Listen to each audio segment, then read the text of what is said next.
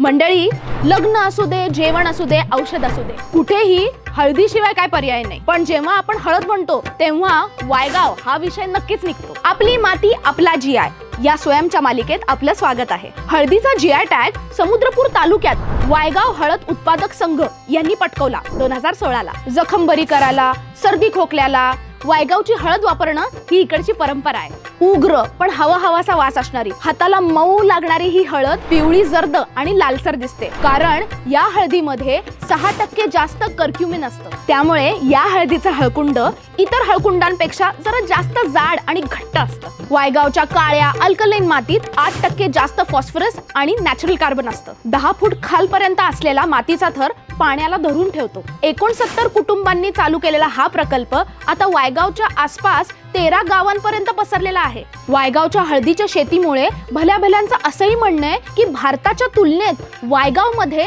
कॅन्सरचं प्रमाण अगदी कमी आहे। आता जीआय टॅग मुळे वायगावच्या हळदीला परदेशात केवढी ओळख मिळाली आहे आणि मागणी तर भन्नाट। हळद पिऊन लोक गोरे होतात की नाही माहिती नाही, पण वायगावची हळद पिऊन लोक सुखी आणि निरोगी होतात हे मात्र 100% खरंय।